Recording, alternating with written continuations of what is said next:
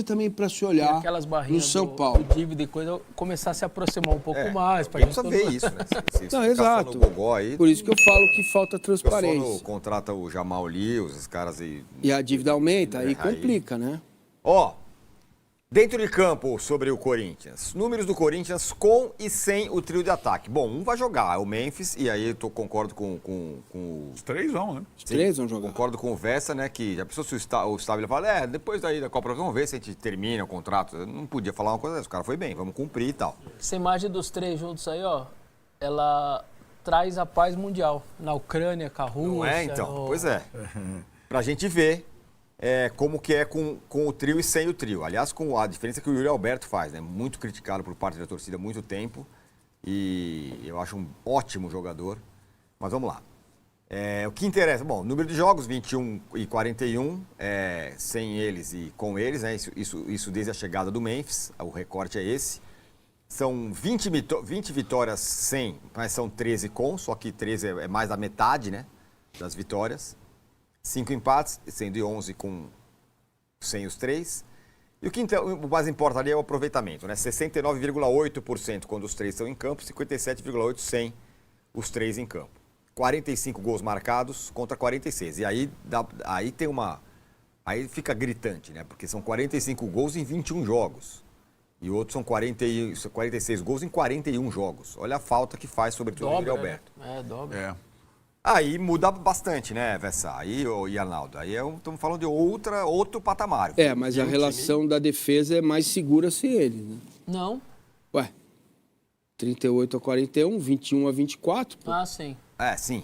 Sim, Verdade. Na média, com certeza. A média é um pouquinho maior. Mas o fato é que ganha um poder de ofensivo interessante, né, o Vessa? Aliás, se eu não me engano, os 3 juntos nunca perderam em Itaquera, como titulares e tal. São 11 vitórias e 2 empates, uma coisa assim. É outra coisa, é outro tipo de time. O Corinthians tem um trio de ataque que é um dos melhores do país, é no mínimo igual aos demais, assim. Acho que é compatível. O ano passado, o meia foi o melhor do Campeonato Brasileiro, eleito. O atacante, o artilheiro do Brasil, e o Memphis também teve números muito bons depois que chegou. Então, realmente faz muita diferença, sobretudo pelo desnível que são seus reservas. Uma coisa, sai o Bruno Henrique e entra o Luiz Araújo. Sai o Facundo, entra o Felipe Anderson. Sai o Estevão, entra o Tigrinho. É outra coisa. O Corinthians sai o Yuri, entra o Hector. Ou entra o Guinegão. Sai o Memphis, entra o Romero ou o Thales Magno. Sai o Garri e entra ninguém, porque não tem ninguém, né? A posição dele é 0. Então, assim, é muita diferença mesmo. E o torcedor, eu fiz a brincadeira de traz paz, mas é isso, traz muita esperança ao torcedor que a partir de amanhã as coisas possam ser realmente diferentes. 125 dias depois, cara, isso não é pouco tempo, são 4 meses sem os 3 em campo. O Dorival nunca teve a chance de falar, eu fui treinador e pude colocar esses 3 em campo. É a primeira vez que ele vai fazer isso amanhã. Então, realmente, a tendência é um Corinthians muito mais forte. Claro, o Yuri precisa de tempo, o Garro tá voltando agora com o joelho, tem lá cada um a sua situação. Mas que é outra coisa, até pro adversário. Então, eu vou dar um exemplo aqui, o seu Piquerez, que ataca pra caramba, que sobe pra caramba, a hora que ele olha o Thales Magno, ele fala, eu vou subir mesmo, eu vou subir. A hora que ele fala, cara, esse Yuri tá me enchendo o saco aqui do lado, o cara, até o adversário, de alguma maneira, você também trava ali os defensores adversários, o volante adversário. Então, até esse tipo de respeito ao adversário você consegue ter. Então, é muito fundamental mesmo, sobretudo porque os reservas do Corinthians não tem nem perto o nível desses titulares. Agora, Arnaldo, tem uma coisa, e acho que é uma virtude bem interessante do técnico do Corinthians, Dorival, é de quando ele tem bons jogadores, ele consegue colocar todo mundo e fazer todo mundo jogar. Fez assim no Flamengo, né, jogou Pedro, Gabriel, Parará, fez assim no São Paulo, jogando os jogadores mais técnicos e tal. Agora ele tem uma boa oportunidade, como disse o Vessa, a primeira vez que ele vai ter essa turma junto. Esse tem sido, acho, talvez, o álibi dele até agora para o Corinthians não decolar nas mãos dele, a ausência do trio.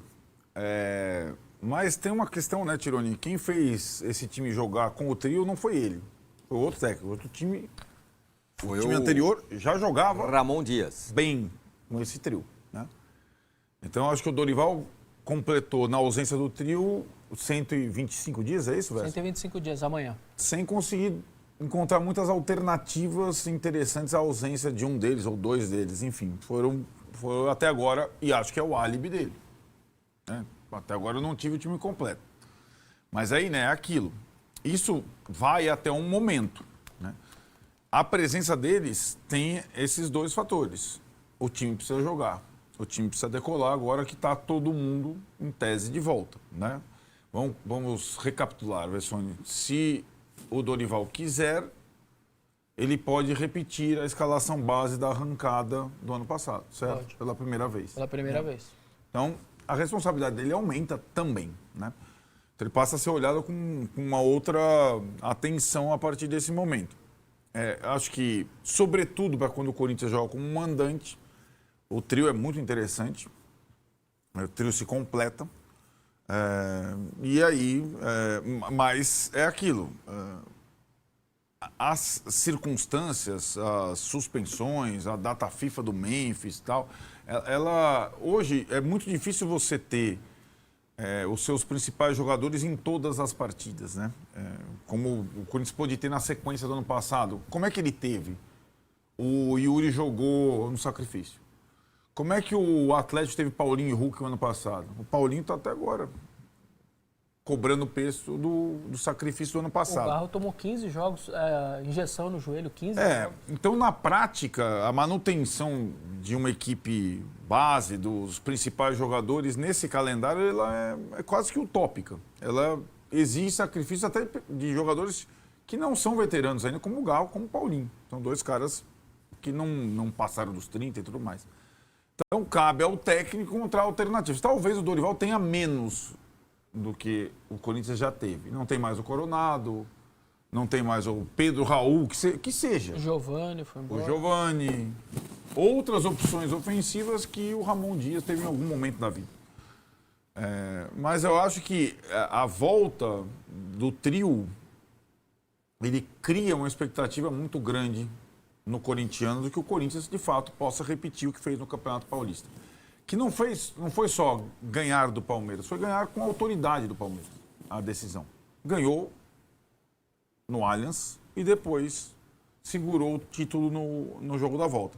Então, é quase que a imagem de que é possível a volta do seu trio principal nessa partida. Então, e a tendência com o trio é que o Corinthians jogue se impondo também, né? Porque eles têm características de jogar. Ele e pelo menos dois dos jogadores do meio. A minha dúvida, até ia perguntar para o Vessone, e eu fiquei prestando muita atenção, o Vessone escalou a equipe em função da não presença no Nilton Santos.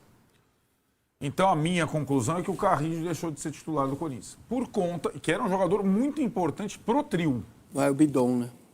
Por conta do desleixo do Carrillo.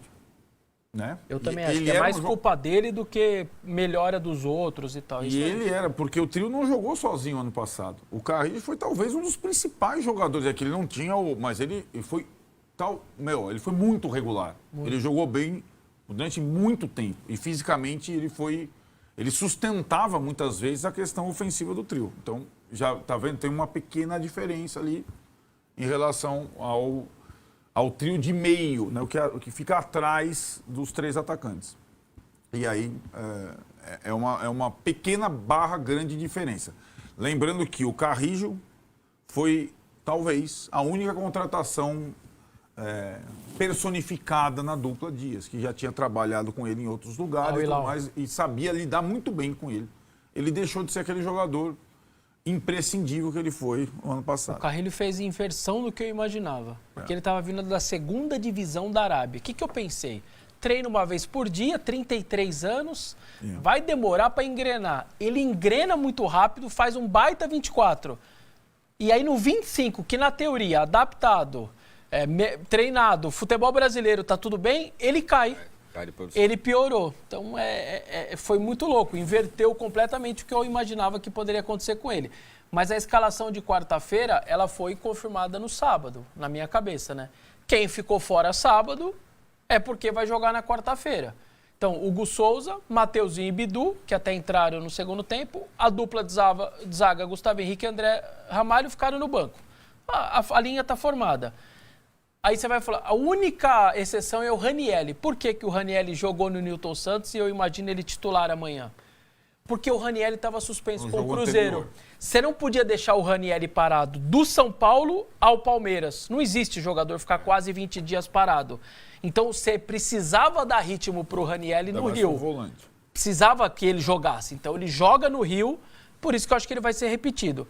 E aí o Bidon ficou fora, Martínez estava suspenso, ficou fora, e o trio da frente que ficou fora. Então eu estou imaginando o Corinthians escalado. A única dúvida, se fosse colocar, é Bidon ou Carrilho. Como o Carrilho ainda foi titular no Rio, aí que eu acho que não, vai o Bidon mesmo, o Corinthians está escalado para quarta-feira. Ô Massa, esse trio em campo significa que, claro, o Corinthians vai tentar ser ofensivo, mas a pergunta que eu quero fazer é a seguinte.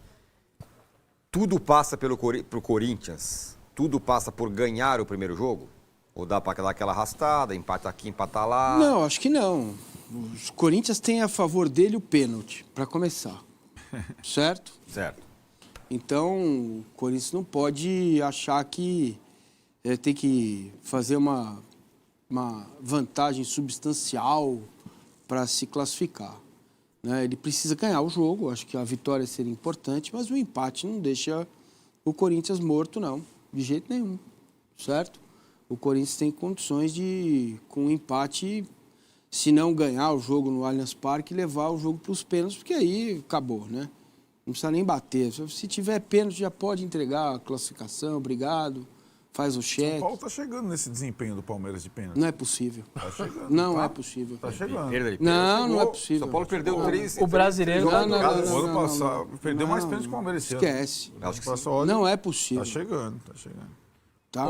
A pergunta dele, o que o Massa está respondendo, depois eu quero falar o negócio do Corinthians. Por que eu acho tão importante o primeiro jogo? E aí quem está assistindo vai falar assim, o Massa está falando empate, não sei o quê. Ele não está errado para o Corinthians. Sabe por quê? Porque o comportamento do Palmeiras como visitante é brutal. O que o Palmeiras faz como visitante no ano de 25 é quase que sem precedentes no futebol brasileiro. O Palmeiras tem 19 jogos como visitante, gente. O Palmeiras ganhou 15 de 19 e empatou 3. Ele só perdeu pro Cruzeiro. Isso não existe como... Não, visitante. O Bahia foi em Um casa. visitante. Isso sim, tá. não existe como visitante. É surreal. Eu digo, é sem precedentes. 19 jogos, 15 vitórias, 3 empates e 1 derrota. Por que eu estou falando isso? O Corinthians, se quiser achar que vai fazer um placar completamente elástico, ou que vai querer decidir, ou vai sair de qualquer jeito, é a maior burrice que ele pode querer. Ele tem que chegar vivo para onde o Palmeiras está tendo mais problema, que é no Allianz Parque. O Palmeiras não tem muito problema fora de casa, ele está tendo mais dificuldade em casa. Então, a minha impressão, se o Corinthians quiser alguma coisa nessa eliminatória, é cuidar da ida. É não deixar o Palmeiras vencer a ida, que é onde ele está sendo muito forte. Os confrontos da finais fizeram isso. É isso. O Corinthians Por exemplo. ganha fora e empata em casa. Por exemplo. Né? Então, eu acho que nisso é algo... Parece que o que ele falou, o empate não é tão ruim mesmo. Você vai levar a decisão aberta para um lugar que você costuma se comportar até que bem e que o adversário não se comporta sempre bem. Você tem uma chance. Não dá para você levar a derrota e dar essa oportunidade do mandante, mesmo com alguma dificuldade, jogar com a vantagem. Aí eu acho que você está lascado.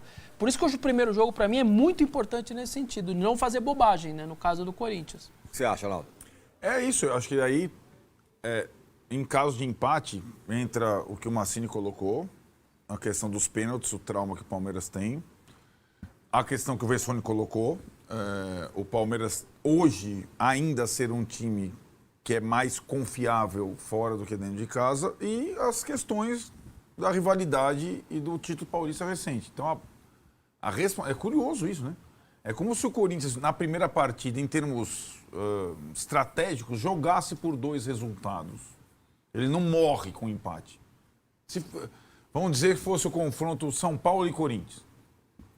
Se o Corinthians empatasse com o São Paulo em Itaquera, acabou, está eliminado no jogo da volta ao Morumbi. Não tem jogo. Tem sido assim o histórico, Se na Copa certo? do Brasil não sustentou nem com 2-1 a favor? E esse confronto, ele é interessante porque ele dilui o mando nos últimos tempos em São Paulo, que é raro. E como tem um histórico recente, Palmeiras e Corinthians, acho que passa uma responsabilidade para o Palmeiras muito grande. É assim, a gente sabe até a escalação do Corinthians. A gente não sabe a escalação do Palmeiras. Eu gosto de tentar lembrar aqui como o Palmeiras jogou a final do Paulista, como ele jogou em Barueri. O Abel modifica os times, né? Ele não tem mais opções.